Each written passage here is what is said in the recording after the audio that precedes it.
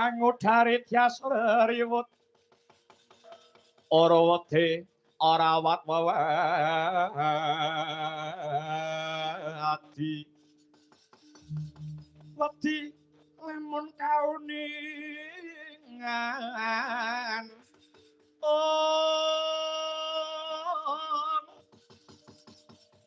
mring sang ambek ngomaladi tanwandi pinaradi bloko kadurnan kang hambek judi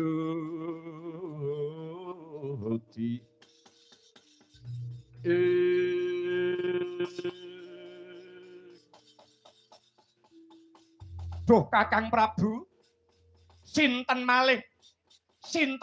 ingkang saged paring senjata pitulungan kejawi namung paduka Kakang Prabu Abiyasa kula pitados sakwetahipun dumateng jengandika Kakang Prabu awit jengandika Kakang Prabu Abiyasa pranyata Nalendra Sotraningrat obering jagat ingkang boten kekilapan ing reh aga miwah lembat ya Nyai mangkene ya Di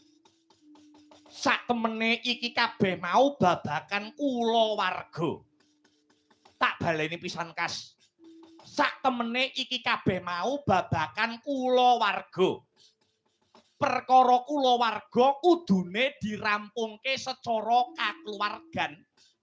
merga apa Nyai merga ana pirang-pirang penyebab ingkang anjalari winih mula bukane laku sedeng iki kejaba lupute bojomu Yayi Dewi Kesru nanging Yayi Suwela mbok menawa uga kesandangan salah yen salahe wong wadon yen salahe wanita penyebabe wong wedok iso selingkuh kuwi manut panaliten siji rasa ora marem bisa uga sungsate babakan umur kakean antarane sing kakung lan sing putri bisa uga sing kakung kasar agalan sugal wicarane manggan mara tangan tumindake bisa uga sing kakung ora santosa awake kuwi penyebabe wong wedok selingkuh kang angka 1 dene angka 2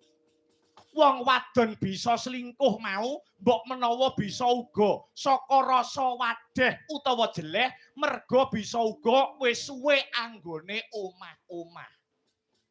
kuwi penyebab angka 2 penyebab angka 3 bisa uga saka rasa sepi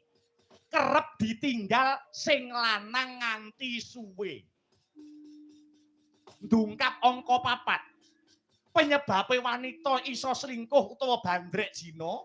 bisa uga amarga kepengin sugih akeh wanita sing padha kepengin sugih satemah wanita mau selingkuh karo wong lanang sing luwih sugih selingkuh karo wong lanang sing luwih mulya dene dungkap kang pungkasan angka 5 mbok menawa bisa uga merga wanita mau kepengin males marang kakunge merga kakunge sing wis tau nglarani atine